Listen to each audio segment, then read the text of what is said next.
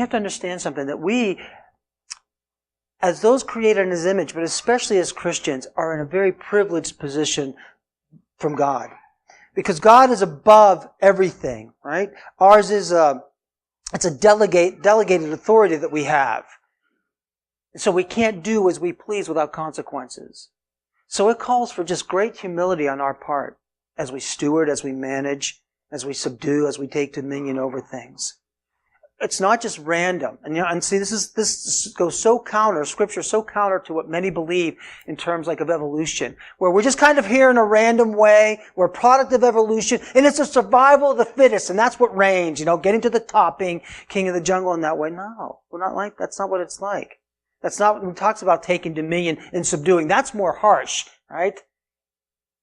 The idea of deism, too, where God created everything, got everything started. He did do that for us, but then He went away and left us on our own to figure it out. No, that's counter to these ideas of subduing and taking dominion on the behalf of God.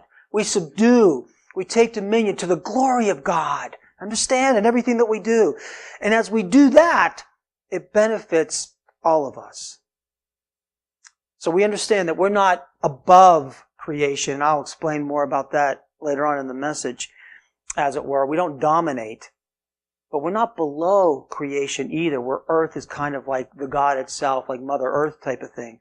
No, we're stewards on God's behalf. That's what He means when He says, subdue the earth, have dominion over things. And you need to understand this, in every realm of existence, every realm, every sphere of life, every law, every discipline belongs to God. Understand that. And have that in your minds even as we go from our day-to-day lives. It all belongs to Him. Psalm 24, we sang it this morning, verses 1 and 2. The earth is the Lord's. That's everything. The earth is, and the fullness thereof, the world and those who dwell therein. He is above. He's transcendent. It belongs to Him. For He has founded it upon the seas, established it upon the rivers. Psalm 19, 1 and 2 tells us this: the heavens declare the glory of God, and the sky above proclaims His handiwork. Day to day pours out speech, and night to night reveals knowledge.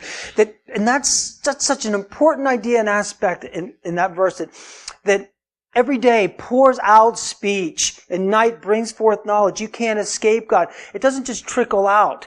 We know who God is. You have to work hard to suppress the truth in unrighteousness about God, even when you look in creation, because it pours out knowledge about the Lord. That's a very strong word. It doesn't mean just like to trickle, lightly. It's like pouring out day to day. We know Him. We live in His world. He's above all things, and all things belong to Him. That's a whole mindset where we need to begin when we talk about subduing and taking dominion, because it's not for us per se. It's on His behalf, for His glory, and then for our good.